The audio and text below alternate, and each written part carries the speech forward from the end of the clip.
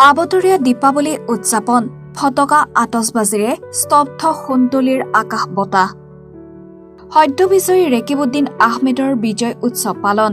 চমৰীয়া সমষ্টিত বৃহৎ ভোটৰ ব্যৱধানত জয়ী হোৱাৰ পাছতে ৰেকিবুদ্দিন আহমেদক আদৰণি।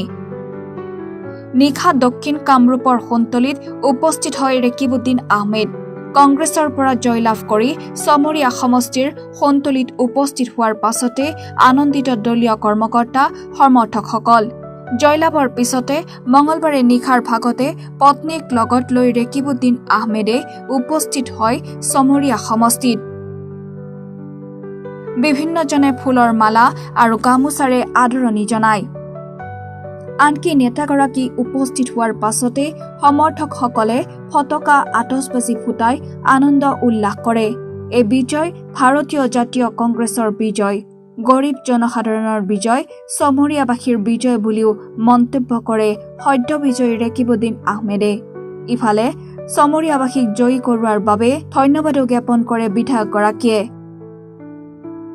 ইয়াত উপস্থিত থকা ইলেক্ট্ৰনিক মিডিয়া, প্ৰিণ্ট মিডিয়াৰ মোৰ বন্ধু বান্ধৱীসকলক এই ৰাজনৈতিকভাৱে আমি বিজয় হৈ এই ঠাইত প্ৰথমবাৰ ভৰি দিয়াৰ পিছত ২৭ নম্বৰ চমৰীয়া সমষ্টিৰ এই নিৰ্বাচনত আমি একক সংখ্যাগৰিষ্ঠ হিচাপে প্ৰায় অলপ কম ১.৫ লক্ষ ভোট কাভাৰ কৰিবলৈ সক্ষম হৈছোঁ।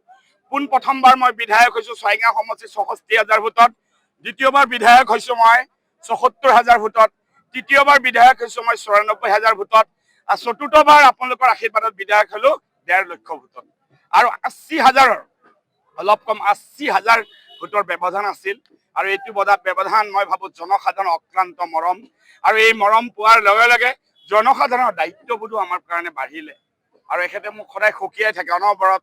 গৰম চাহকাপ দিলে আপোনালোকে জানেই নহয়, ঘৰত দাদাগিৰিটো বেছি দেখাই থাকে, অনবৰত কৈ থাকে ৰেকিব শুনো, ৰাস্তা करना पड़ेगा, ये करना पड़ेगा, वो करना पड़ेगा। মই কওঁ মাই বাপ চব কৰেগা, ধীৰে ৰাখো, আৰামছে শান্তি ৰাখো।